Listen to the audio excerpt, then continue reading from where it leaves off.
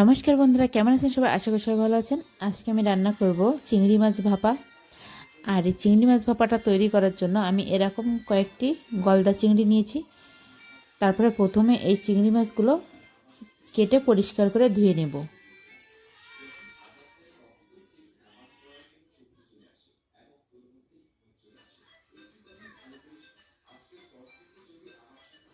কেটে ধুয়ে নেওয়া হয়ে গিয়েছে আমার।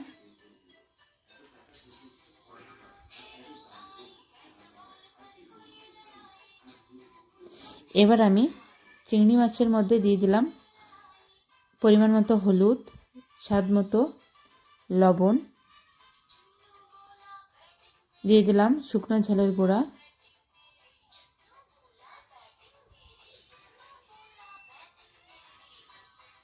তারপরে আমি দিয়ে দেব পেঁয়াজ আর রসুন একসাথে বেটে রাখছি সেটা।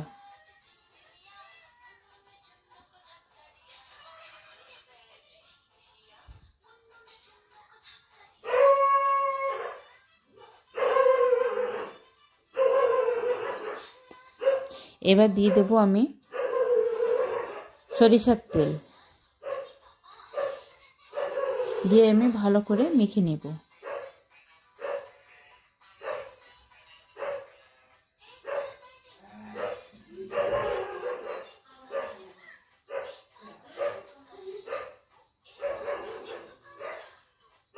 তারপরে আমি দিয়ে দেব হাফ কাপ নারকেলের দুধ, দিয়ে আবার একটু মেখে 10 থেকে 15 মিনিট মতো এটা রেখে দিতে হবে।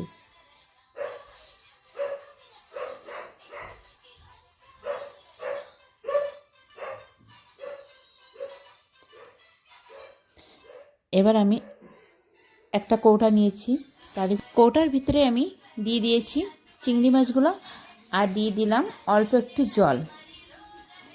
এবার দিয়ে দেব কয়েকটা কাঁচা লঙ্কা আর একটা পেঁয়াজ কুচি। আর এদিকে কড়াইতে আমি জল গরম করতে দিয়েছি, আর সবচেয়ে শেষে দিয়ে দিয়েছি একটু গোলমরিচের গুঁড়া আর একটু জিরার গুঁড়া, আর ঢাকনা দিয়ে কড়াইয়ের ভিতরে কৌটাটা ঢেকে দিয়েছি। 10 মিনিট মতো জ্বালানোর পরে আমার রান্নাটা রেডি হয়ে গিয়েছে। এটা এবার নামিয়ে ঠান্ডা করে দেখব কেমন হয়েছে। সুন্দরভাবে এটা তৈরি হয়ে গিয়েছে। আর এটা খানিকক্ষণ ঠান্ডা করে রেখে দিলে কিন্তু কালারটা খুবই সুন্দর চলে আসে, তেলটা উপরে উঠে আসে।